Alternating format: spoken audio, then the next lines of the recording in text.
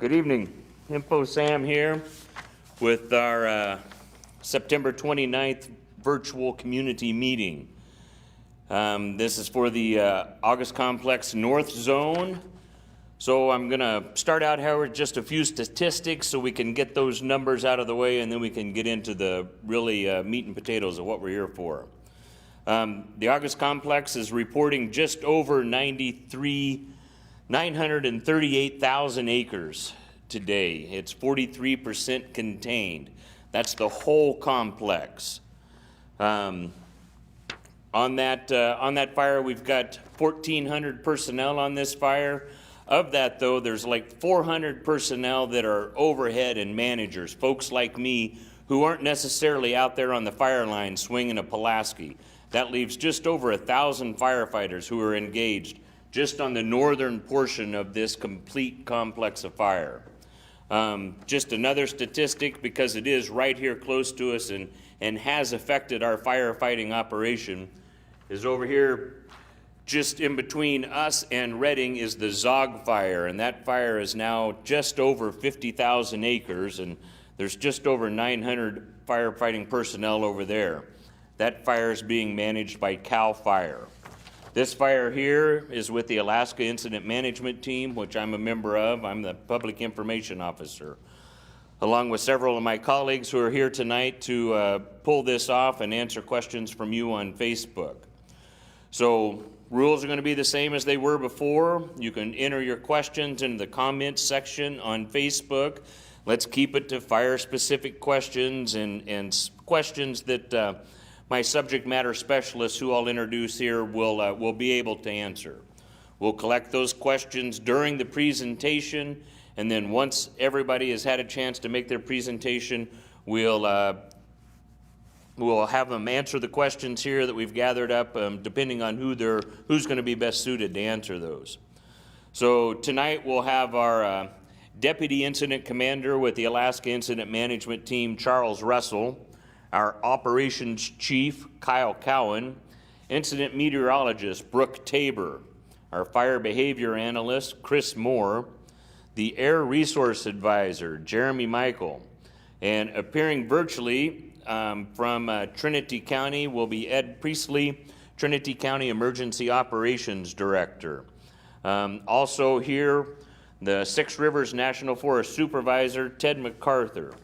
And so my folks helping me out, K.O. Casey's going to be moderating the questions and monitoring Facebook for me and keeping this technology and camera gear going to be Aubrey Davis, Mike DeFries, and Josh Bennett. So thank you all very much for helping me. All right, let's get right into this. Charles, you want to start us off here? We'll have our Deputy Incident Commander, Charles Russell, up here. Thank you. Good evening. One of the things that I just wanted to discuss with everybody before we got into the questions and hear from the other subject matter experts are the incident management team is here. We're staffing day and night, 24 hours.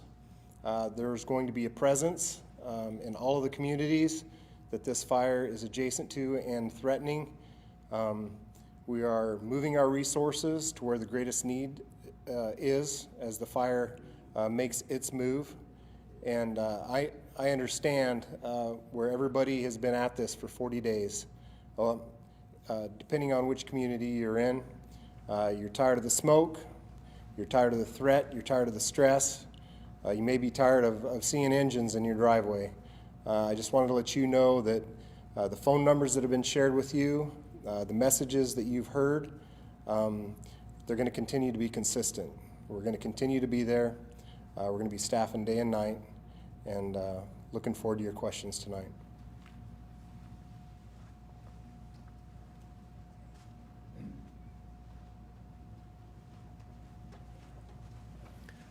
All right, good evening. Kyle Cowan, Operations Section Chief with the Alaska Incident Management Team.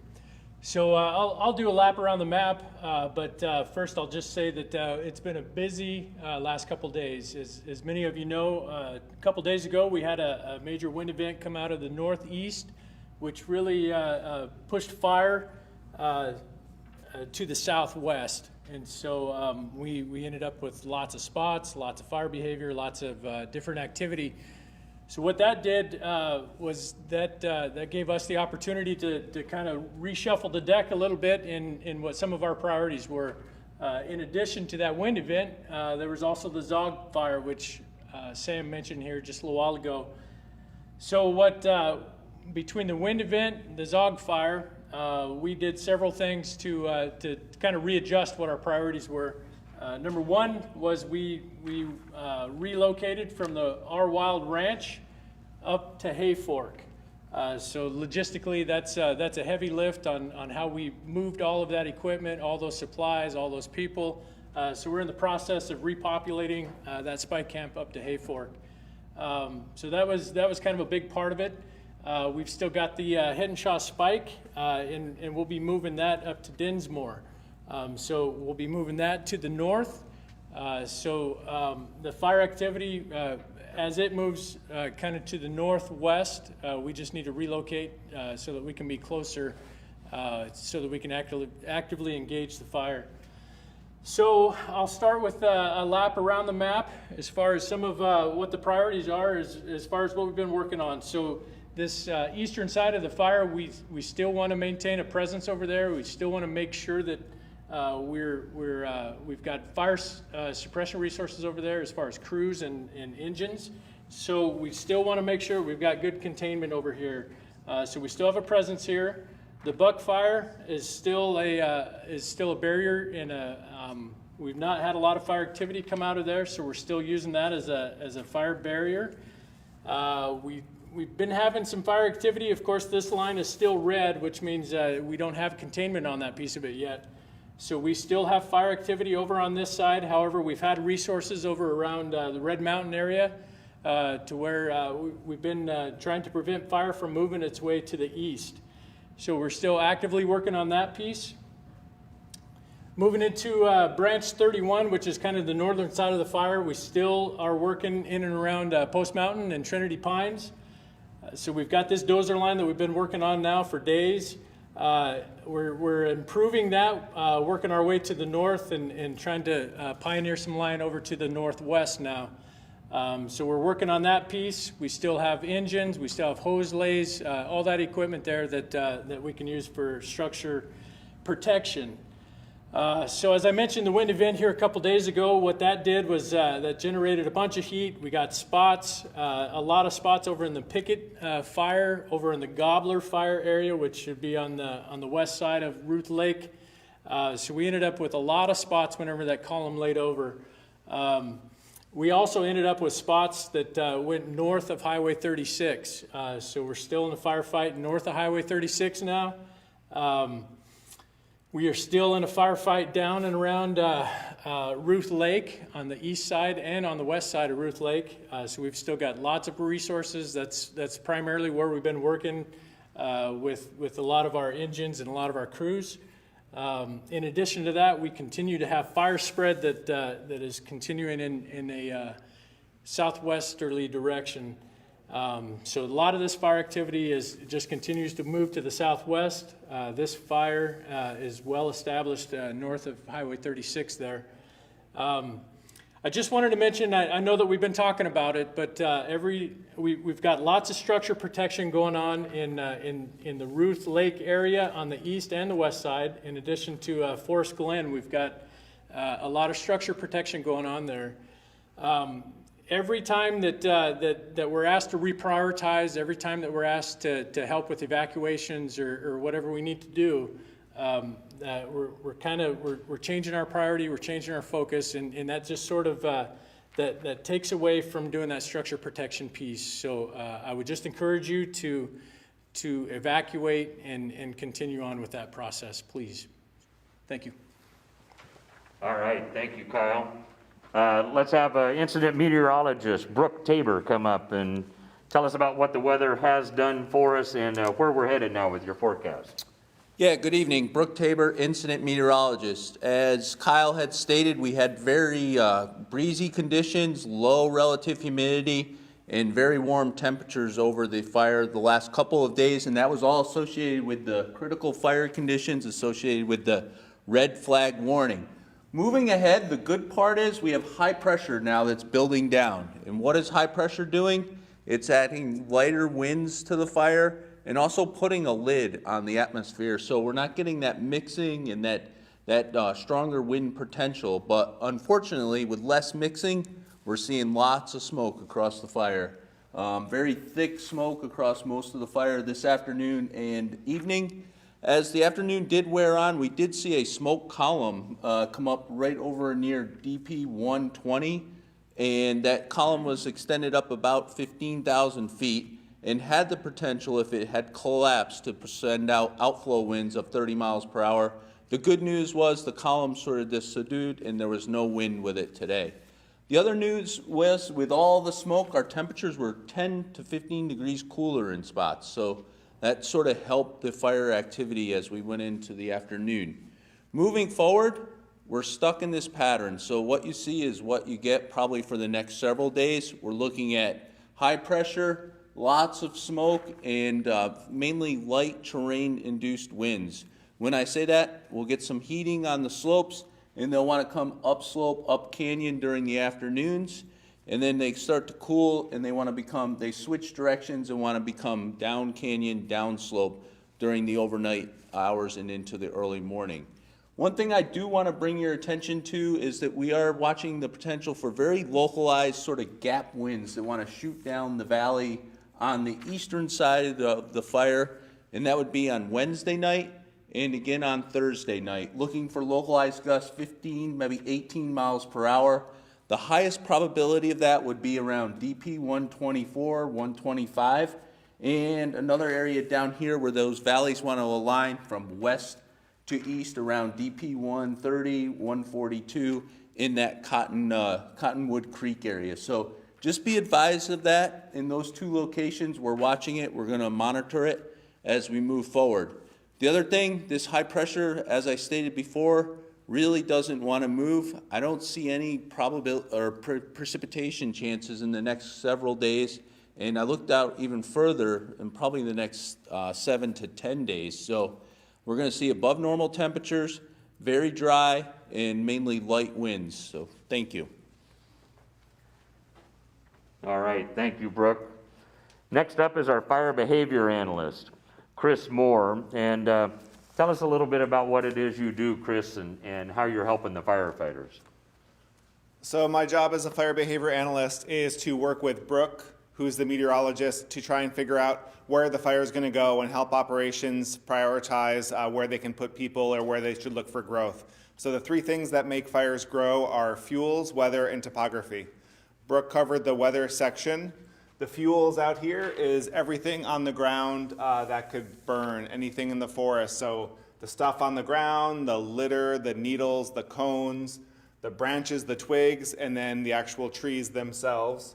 And then the last section is the topography, so how the slope is aligned, the drainages, we talked about aligned drainages already, things like that. So how those three things interact is how a fire burns.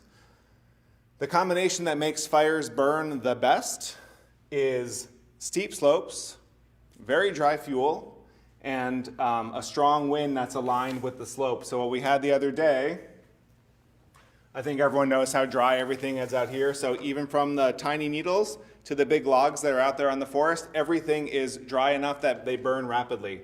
We had strong wind from the northeast to the southwest. It came into the fire, it ventilated the fire. You noticed it wasn't smoky except for the smoke column. It aligned with all the topography. It sped up in places like in 36. And then it hit that fuel, it hit that fire, and it kind of exploded. It's like opening the flue on your wood stove. We live in Alaska, I have a wood stove. That's my analogy for a lot of things. And then you could see what happened after that. So what we have now is we have that lid. You close that flue on your wood stove, and things are kind of tamped down. That doesn't mean the fire is out. The fire is still very actively burning under all the smoke, but it can't spread as rapidly because everything is kind of tamped down. Over here in the Ruth area, it is, even though there's red there, there's still active fire spread in there. We have all those changing wind directions. So places that haven't burned, the fuels that haven't burned, those little green pockets, will burn once either the smoke clears in the afternoon or the wind finds a way to get down to the ground and affect the fire and give it some oxygen. So this is still a very active part in the fire behavior sense of things, is that there's still fuels out there that can burn, and the fire still in general wants to burn to the southwest. Up here, north of Highway 36 and in the South Fork of the Trinity, we have fire that's burning in the 1987 Flume fire scar, and there's a few other fires that have burned in the since 1987. And what that does, a lot of times, burn scars can slow down fire behavior, but since it's been since 1987, there's lots of very tall brush and lots of dead trees and fuel on the ground. So this will continue to burn. And as you notice down here, general fire spread is southwest. Up here is kind of northwest. It's following the terrain, it's following the fuels in there, and then there's this drainage here that's affecting the local wind pattern. And then as we move around, right, Kyle mentioned there's a lot of red lines still on the map. That's any uncontained line. So if you get good alignment between those fuels, weather, and topography, there could be an increase in fire behavior along that red line. I know no one likes the smoke, including me, but one thing that smoke does is that it sits over the fire and prevents a lot of the heat from getting down there, and it prevents what's happened a couple days ago from continuing to happen. So the time the fire actively burns is much less than it was a couple of days ago. So that's all I do on the fire. I'm trying to figure out where the fire is going to move, how far it's going to move, and let people know so it helps them with decisions. And I will be around for questions afterwards. Thank you. That was a great explanation, Chris. Thank you. Thank you very much for that. So I know a lot of folks are joining us as the presidential debate is going on, wrapping up. So just rest assured, one of the good things about Facebook is that this is going to be recorded here. And so if the debates are still going on, you can go back to the debates and know that this is going to be recorded, and you can watch this later. If you're tuning in now and you've missed the beginning of it, you'll be able to catch the recording of it there. So now we have our Air Resource Advisor coming up, and how Brooke and Chris were talking about how the smoke was beneficial for us. Jeremy, he tracks how the smoke is going to move and how when the fire is producing it. And he lets the firefighter know when it's going to be beneficial for us and also detrimental to us, and the fact that perhaps our helicopters and our airplanes and tankers, retardant planes can't fly. And also, in addition to helping us here on the fire, Jeremy is tracking where the smoke's moving and impacting communities around in the area. And so a lot of things to be keeping track of here, Jeremy. Why don't you step in here and tell us about the fire here and how you're doing it. Good evening, everyone. Jeremy Michael, Air Resource Advisor, and appreciate that, Sam. That was an excellent explanation of what we do and why we're here. And it's firefighter and public safety is the core of everything we do. So I want to go and piggyback off Kyle right away. And I touched on this a few days ago. There's a ton of hazards with wildfires, and one that's often goes, underrated is the smoke. And if you choose to stay in these locations immediate proximity to these wildfires, like for instance, the Ruth Lake area, I want to go through some of the hazards in terms of air quality of what you're going to see, not even touching on, about the evacuation and what you might encounter when you leave, and hopefully you leave. So if you stay there, we're getting reports of very unhealthy to hazardous air, and hazardous air is the worst category that we have when it comes to air quality. And these particulate sizes are small enough to where they do not get caught in your nasal passages, your nose, your throat, the body's self-protection to keep these particles out of you. They're small enough, they're going deep inside your lungs and accumulating. And if you're vulnerable, and let's say you're children under the age of 18, senior citizens over 65 years old, pregnant women, you have chronic heart conditions, diabetes, asthma, people of low socioeconomic status that don't have the access to health care and facilities where they can get clean air, as well as outdoor workers. These are significant impacts that you can have, and this type of smoke that we're seeing here can be the equivalent of smoking packs of cigarettes a day. So we all know how bad cigarettes are, so just think about every 24 hours that you're in here, you're smoking packs of cigarettes a day, and it's not just getting caught up here, it's going deep into your lungs. Let's cover the evacuation hazard. Let's say you wait until it's too late, and you're trying to drive out of here. We've been getting reports of visibility near zero, where Chris was saying he was driving 5 miles per hour and he was barely able to see to the front of his vehicle. So let's say you're trying to evacuate because you waited too long and you're sucking this smoke in, your eyes are burning, you can't see, you're coughing, you're trying to drive, and you have a tree in the road because a lot of debris has been coming down. You're going to have issues, and then it goes back to what Kyle was stressing. You're taking time away from the important mission that they're doing. So that's the, the direct impact for these people that's choosing to stay in these locations. Now let's go out to the broader picture, like Sam was saying.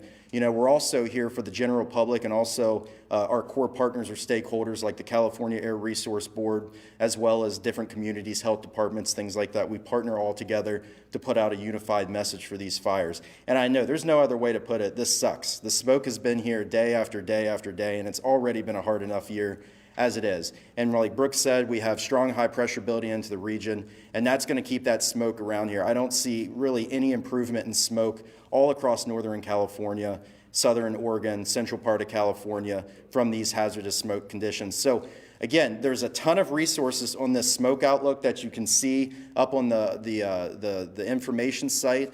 I ask you to look at these links, take some time, read through them. There's all different types of resources to where you can do things in your home like HEPA filters, clean air shelters. And then if you're really having these significant impacts, I advise you to reach out to your primary care physician, your health department, and things like that for the health aspect. I can't speak directly to that. But if you have concerns about the smoke, maybe the best time to exercise, or what you should and should not be doing, I can speak to that, and my email is provided on this. So please reach out, and we'll get through this together, and hopefully winter can't come soon enough and get this smoke out of here. Thank you. Wow, that was excellent, Jeremy. Thank you. Thank you very much. So before we go to Ed Presley here, Ed, I'm trying to get your name right. I don't think I've said it the same way twice. Just to kind of set Ed up a little bit here, the Trinity County has issued an additional evacuation warning today, and that's for the area here north of 36. It's up here in Friend Mountain, Bear Wallow. There's all sorts of little type of housing communities and everything, and it reaches up here pretty much to the north, almost all the way up here to High Palm, okay? And it's off this map here that I've got right here, but trust me, we know you're up there, and we have structure maps, and we know who has in holdings out here in the forest. So this is now a warning area, all right? Down here over the fire area, Trinity County has issued a mandatory, it's an evacuation order, and pretty much that means you should not be there because it's not safe for you and it's not safe for the firefighters trying to do their job with you in there. Literally, firefighters are having to stop their suppression efforts of this fire in your neighborhoods to help people safely get out of the area because they refuse to leave. And so the mandatory area is over to the county line between Trinity County and Humboldt. Down here, it's including Zenith and Hettenbaum and Ruth Lake area. At the county line, because fire was wind-driven and it's growing in this way, it's very prudent that Humboldt County put in a warning over here on their side of the county line, because that means get ready, be prepared, and be ready to go when an order comes to go. Have your things packed, have your car ready to go, have a plan, know where you're going. People who need a little extra time, they need to be going now when it's a warning because they need more time to go. So we have Ed ready, he's gonna come in remote. We'll pause just a little bit here as they throw the switches and connect the wires. And here's Ed. Hey Sam, thanks for that intro. Good evening, Trinity County. This is Ed Presley with Trinity County Office of Emergency Services. This fire season has been very challenging, and it's not over yet. Just when we start thinking we're going to be able to transition to recovery, the winds pick up and throw us another curveball. Hey, look, folks, we're in this for the long haul. This is our home. Together, we will make it through this. Please stay safe. I just have a couple of things I want to talk about. If you're in an evacuation zone, please safely clear out. It can create a traffic jam if fire apparatus is trying to mobilize to a particular area. They're there to go direct action on a fire, and then there are cars or people in the way that they have to stop and help. Please evacuate, but please be careful as you do so. The Red Cross is mobilized to help you. Please let them help you. They have established a number for you to call to receive direct care. It is 530-276-8034. It does not matter if you're from here or you're just here for part of the year. Red Cross will set you up, you and your family, in a hotel room and make sure you have food and make sure it's available. Your safety is the most important thing. Secondly, I want to talk about the hazards of being at a residence that has recently burned. There are numerous health hazards there. Disturbing it, breathing it in, or touching the debris can be hazardous to your health. Also, if you begin digging around in the debris, the team we hope to come in once we enter a recovery phase, they could refuse to help clean it up. And that means you would be left with the bill to take care of it on your own. It's just dangerous, so please stay out of the debris piles. A number has been established to call for recovery efforts. If you lost your home or think you may have lost your home, please call 530-623-8223 for further information. Lastly, if you would like to sign up for Code Red to receive emergency alert information, please call me at 530-623-1116 and leave your name, address, and phone number, and I will make sure that you get signed up.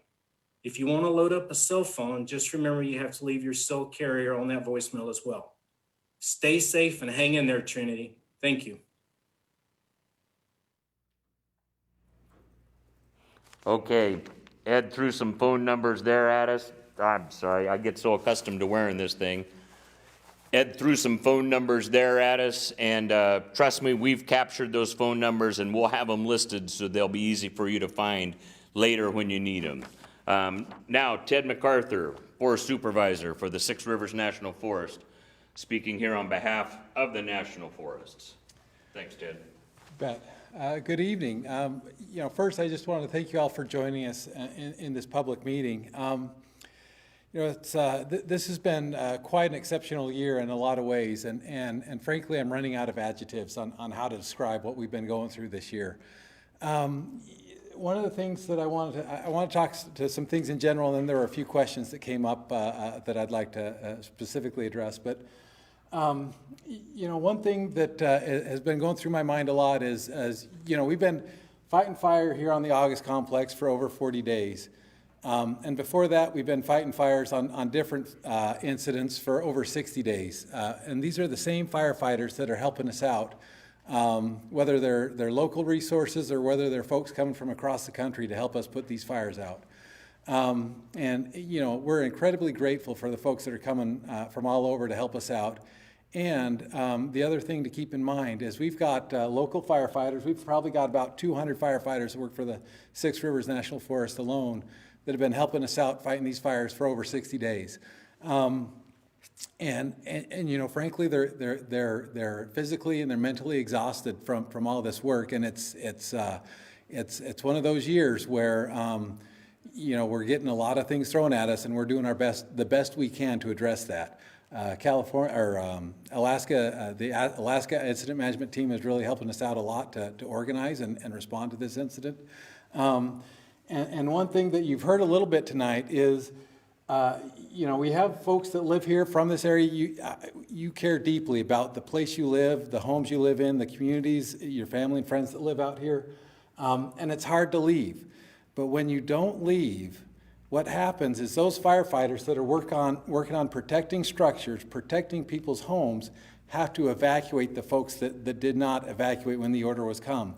So what that means is houses are burning that we could probably have saved because we are diverting those resources to evacuate people out of that area. So my main ask is that if you're in an evacuation order area, please leave. That will allow us to put those resources where they need to go to protect the homes.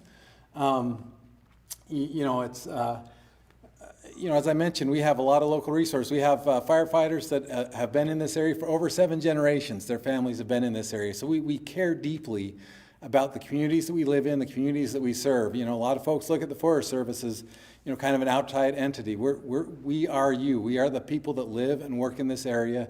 We care deeply, and we want to protect this resource. We want to protect your homes, and you can help us by evacuating and following those evacuation orders so that we can do our job better. The other thing I wanted to mention is we have a wonderful partnership with our partners in CAL FIRE. You know, we've got a federal incident management team that's helping us here in the North Zone. In the West Zone, we've got a CAL FIRE team, and our resources are working closely together. Currently, they're coming in to help us as needed for structure protection, and as this fire develops, you know, we'll be helping them out as needed. It's a really good, positive relationship that we have. You know, some specific questions that I'd like to address that were brought up a little bit earlier on Facebook are, you know, what are we going to do after the fire? Well, we are thinking about it, but we also have a lot of fire season ahead of us. You know, a season-ending event is several weeks out. There's a lot of fire that's going to happen in front of us. There's a lot of things that we're going to have to be working through. And we have initiated what we call a burned area emergency response team. And what that team does is help us look at what are the fire effects, what did the fire do out here, and what are some of the things that we can do after the fire to help us do fire restoration, whether it be with roads, whether it be with soil erosion, other things that we can do to help protect you know, the natural resources that are out here. So that team has been initiated. They're going to be working over the next several weeks and until the fire's over, and helping us get an idea of what happened out there during this fire event. And you know, our commitment is we are going to be looking at doing restoration after this event. This is an unprecedented fire season and a lot of severe fire effects out there, including the municipal watershed above Ruth Lake. And there's work that's going to have to be done. That work is going to be done in conjunction with our partners and the community members that live out there, and what is the right approach for us to do when it comes to what kind of recovery efforts we need to do to help restore and get the fire moving again, get the forest on its road to restoration. Again, really appreciate your participation tonight. I'll be around for more questions if more come up, but again, thank you and have a good evening. Thank you, Ted, very much. It takes everybody to make a community, and you folks have a beautiful backyard here. All right, Cale, you've been gathering questions for us. Cale's my co-lead. He's got questions ready. I think we're going to start with you, Chuck, our Deputy Incident Commander. Here you go, Chuck. Let's see what questions the public has.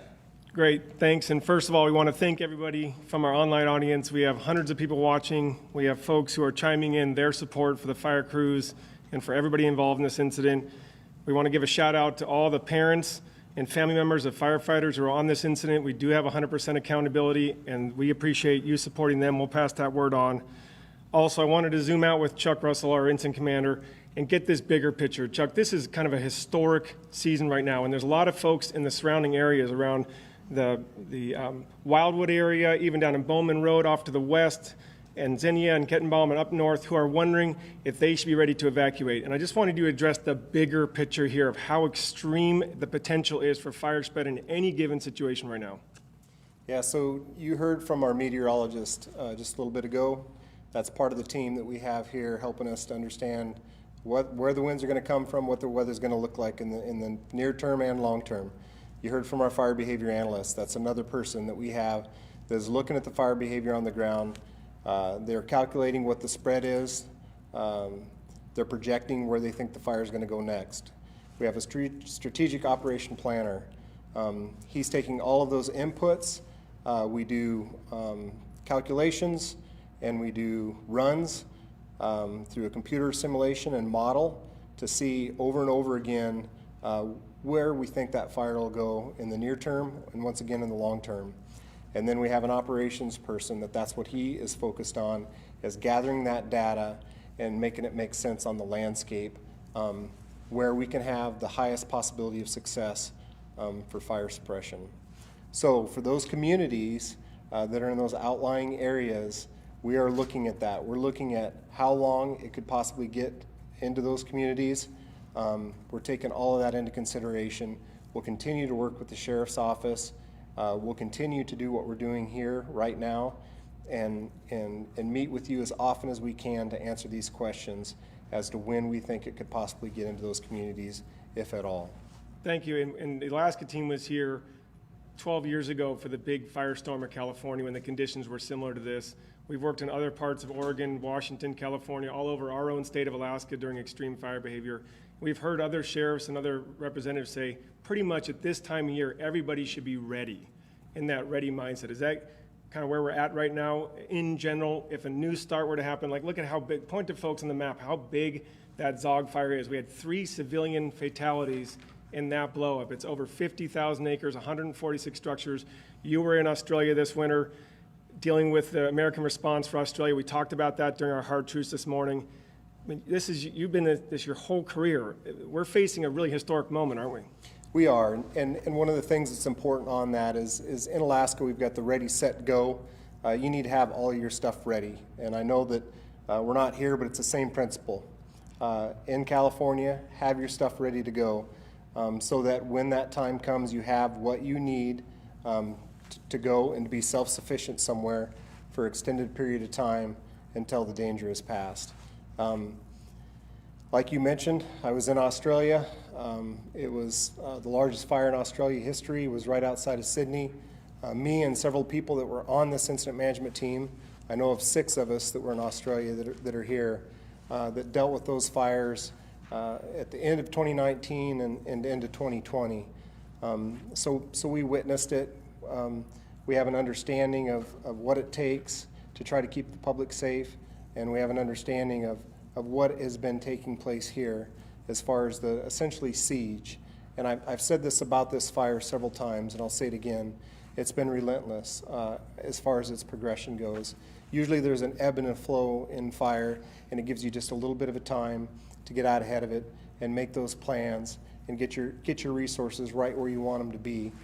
We are in a defensive posture, especially the last 3 days here. We hope to get ahead of that to where we can start to be more offensive again, and that's our plan. Great, thank you. And I want you to address a concern.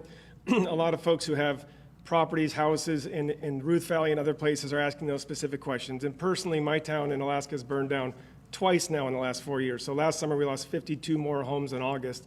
And I know that concern of neighbors wanting to say, hey, did Doug's residents make it? Hey, did the rodeo ground survive? Hey, did the dance hall, is Papa Senior's home? Everybody who's answering those questions, can you just address kind of the process we go through now after an incident in Ruth Valley where we know we have structures lost, but we don't necessarily have an accounting for them? How do we go through that next steps to get folks those answers, and what kind of time frame are we looking at here so folks can kind of stop asking every single hour of every day what the status of so-and-so's house is? Well, I can tell you right now that in the Ruth Valley and around Hettenshaw and Forest Glen, it's still a chaotic situation. There's still a lot of fire on the ground.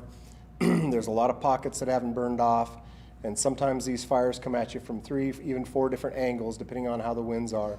And so there's a lot of things that are still going on. So our firefighters are taking the time to move from structure to structure as that event comes along. They're trying to stay with structures as long as they possibly can to ensure that they don't put a bunch of time and effort in it, and then an ember gets in an eave or something that they didn't expect to lose that structure. So they're taking the time to button it up if they can before they move on to the other structures. So we don't have the time right now, nor is it safe in some of the areas to get in and evaluate which structures were damaged, which structures weren't.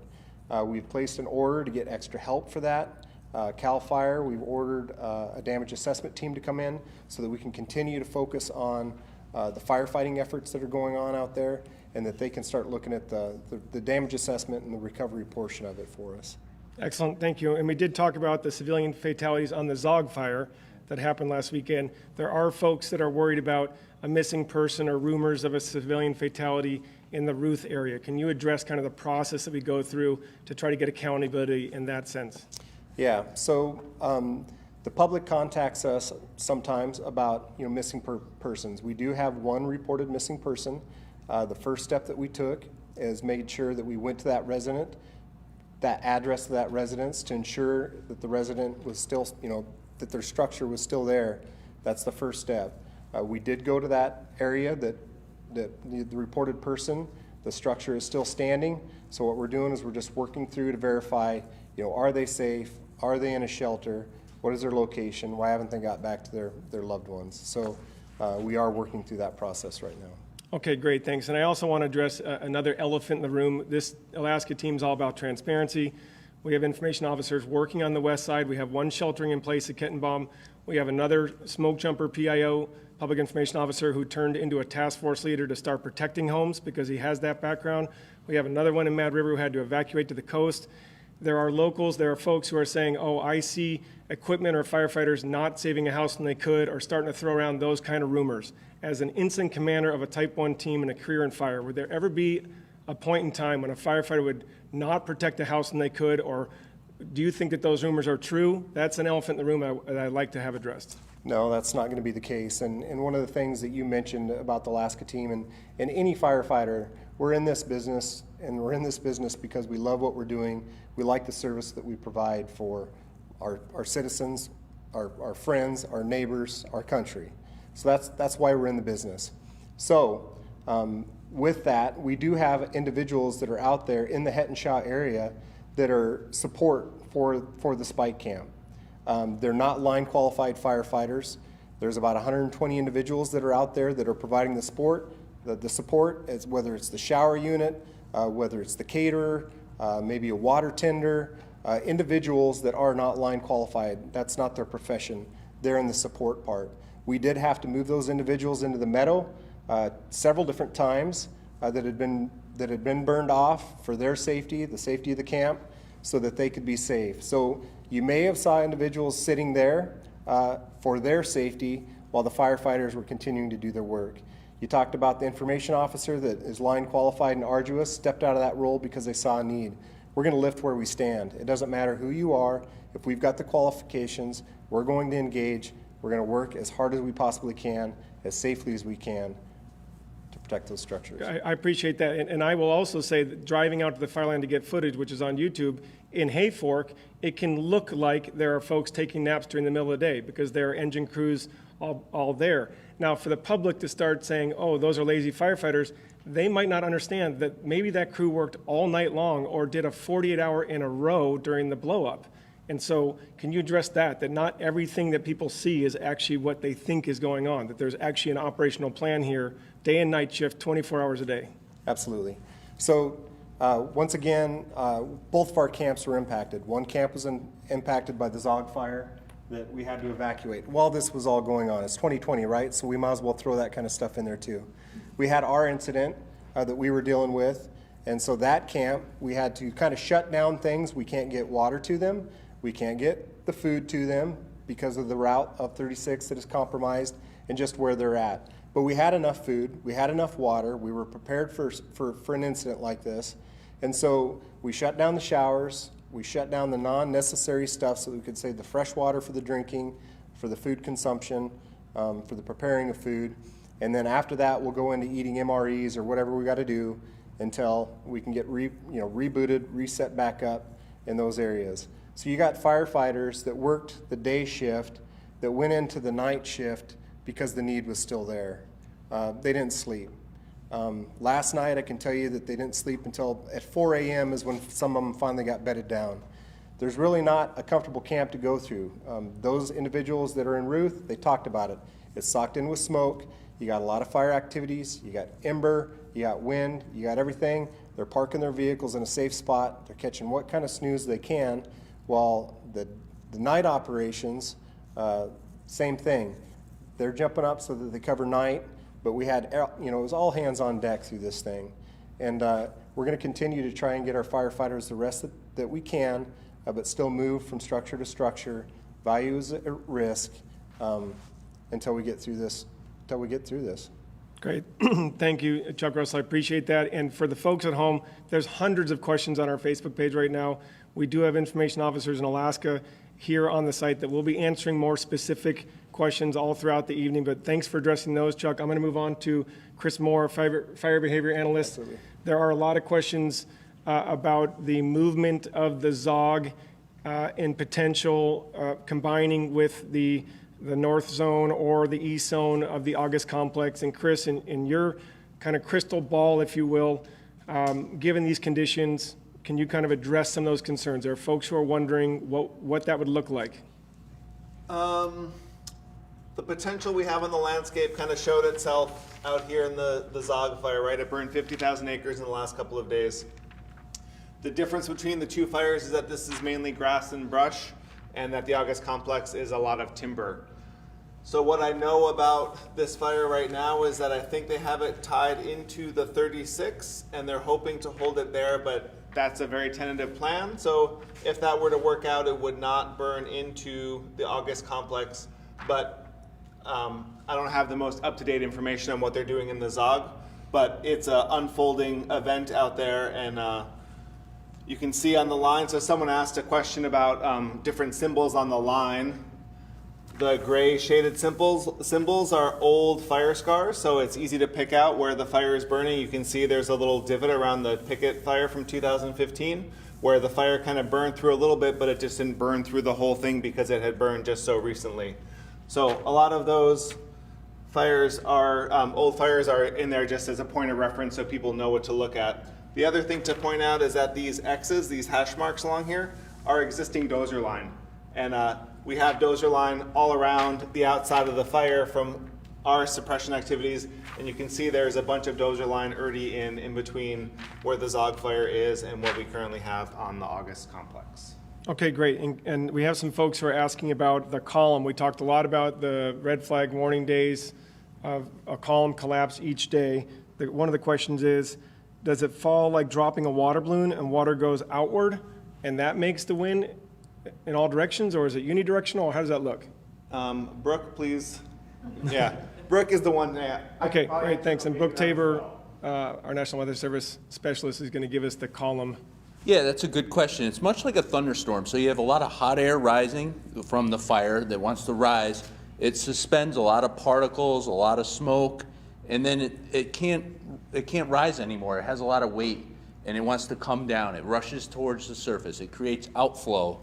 And winds within this column, I was measuring it 2 days ago, were about 40, 45 miles per hour. I was using the Doppler radar out of Eureka to shoot into the storm or into the smoke column and measuring winds of about 40, 45 miles per hour. So that was the potential when it collapsed to spread out and create outflow and strong erratic winds in a lot of different directions.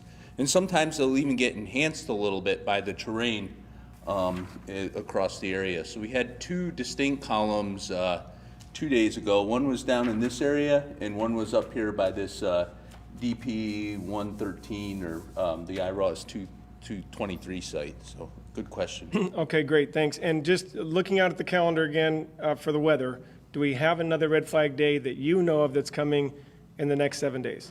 I don't see any red flag days for our fire within the next 7 days. With that said, I also don't see any precipitation for our fire in the next 7 days. Copy, thank you. And what about Post Mountain Trinity Pines, the folks who are there and also up north in Hayfork? And under what kind of conditions over the next 7 days do you see winds coming from the west that would push the fire towards the dozer line on the west side of Trinity Pines? As far as the wind goes, we do have a west or southwesterly component to the winds the next couple days. They're going to be very light and much less than what we saw the last several days. So any fire, and potential movement will be dictated by, the slope and wind alignment. So we'll have to watch that, but all the speeds for the most part will be under 15 miles per hour and probably under 10 miles per hour. We are watching that one event that I talked about earlier on Wednesday night and again on Thursday night across the eastern portion of the fire. It'd be very localized in those gaps in those drainages that align. So, but that wouldn't affect this area. It would be more towards this area. Okay, great. Thanks, Brooke. We appreciate it. And we'll get you back up for the live tomorrow morning. You've been doing a great job. How many more days do you have left? I have 3. Okay, you've been working hard around the clock. We appreciate it. Thank you. Okay, and our Forest Supervisor, Ted, question about, we still have folks who are wondering about the forest closures, access. Clearly, there's a lot going on within the fire perimeter, and the 36 road is closed. And then let's talk about the greater closures. What do folks need to know about? Will those be extended, and what's the outlook? Yeah, absolutely. So as you may all be aware, the the Forest Service in Region 5, which is the state of California, has had a broad area closure of all National Forest Systems lands. And it's been modified recently, but up until this coming Thursday, the Six Rivers National Forest has been closed. After Thursday, come Thursday morning, we're going to be pulled out of the regional forest order closure, and we're going to have a Six Rivers National Forest specific closure order. So what I'd ask you to do is be looking for the Six Rivers National Forest webpage and for a news release. We will have a closure order that is specific for the August complex, and that will be in combination with the Shasta Trinity National Forest.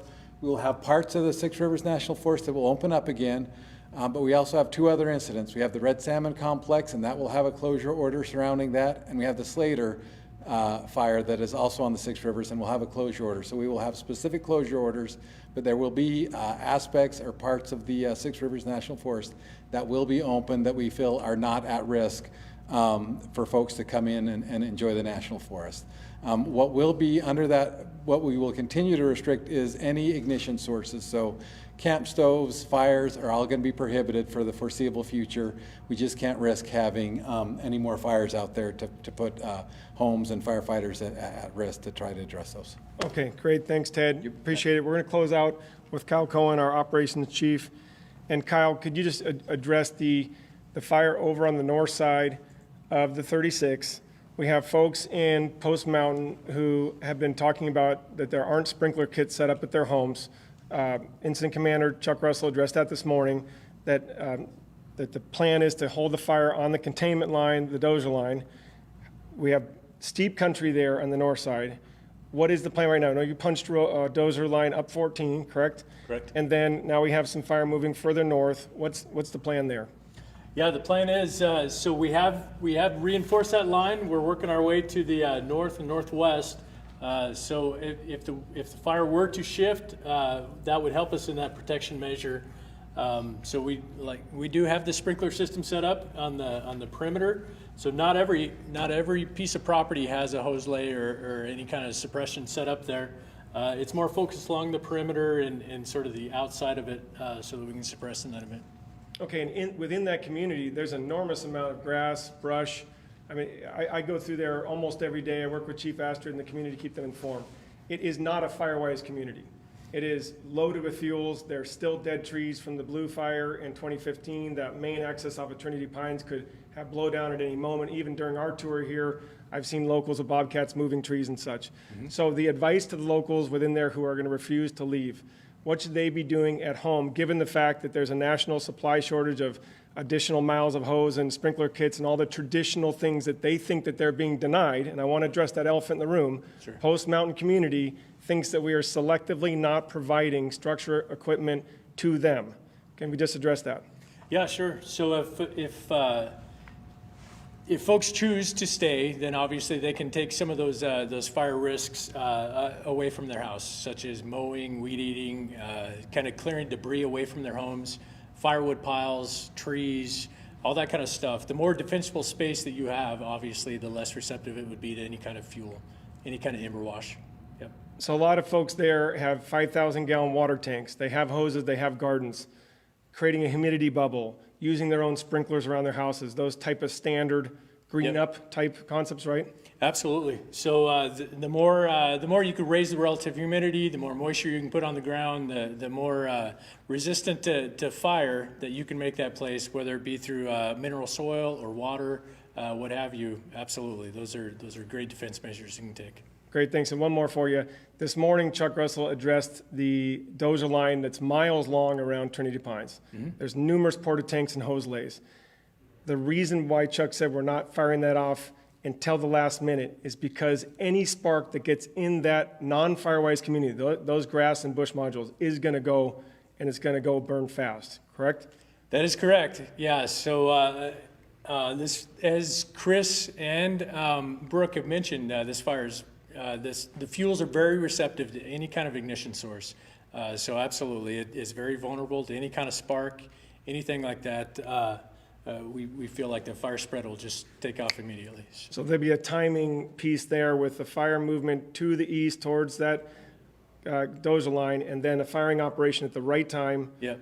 And ideally then, if a spark does get inside of Post Mountain, both people who have done the work around their homes and the 3 engines, 1 crew, 2 or 3 dozers, masticator, and all the other resources that would arrive would then help to squash those spot fires. But then also they're gonna have to negotiate if trees fall down and having the road clearing issues and all the other issues that go on with the chaos of firefighting. That's right, Kel. So one of the tactics, one of the suppression tactics that we do is as that fire continues to kind of move its way, then we would time it to where we would fire off this line to where the two would pull together and pull that fire off of this line. So if you can time it right, then you'd get the fire to merge together and create more defensible space over on that side. So that's Okay, great, thanks. And I know we have other questions addressed with the hay forkers. Chuck, do you want to come on in and close us out? Chuck Russell, thanks, Cal, is going to come in and close us out. Yeah, I would like to expound on one thing that was previously asked with that question of if we're denying any communities or any homeowner or any place our best efforts. And that's not true. It's not the case at all. We don't care who you are. We don't care who you live or where you live. We are going to take our best efforts to do our part on trying to keep fire out of those communities. If you haven't done your part within those communities, sometimes there's not a lot we can do once it's in there. But we're going to do our best to keep the wildlands out of the communities. Once again, doesn't matter who you are, where you live. That's what we're going to be doing every single time, because that's what we do. Great, thank you. Sam Harrell. All right, Chuck, thank you for that. And thank you, everybody, tonight for participating and presenting here and answering those questions. Just to reiterate, I'm still going to have my staff working through the evening. We've got virtual workers back in Alaska supporting us. We'll be following the comments on Facebook and following up with answering those. And if my colleagues working on this can't answer those questions, trust me, we know where these specialty experts are, and we'll go to them and we'll get answers to your questions. This will be recorded. You'll be able to see it in replay later on the 3 Facebook pages where it's appearing now. And just to repeat those numbers that Ed gave us out of Trinity County. So for Trinity County residents who are needing help because they have evacuated, the Red Cross number is 530-276-8034. And should be a graphic there for you. And we'll post these again and you'll be able to find them. Also for people in Trinity County who are wanting to know about the condition of their home, and please keep in mind that Trinity County does not have the staff to immediately go out and assess the damages.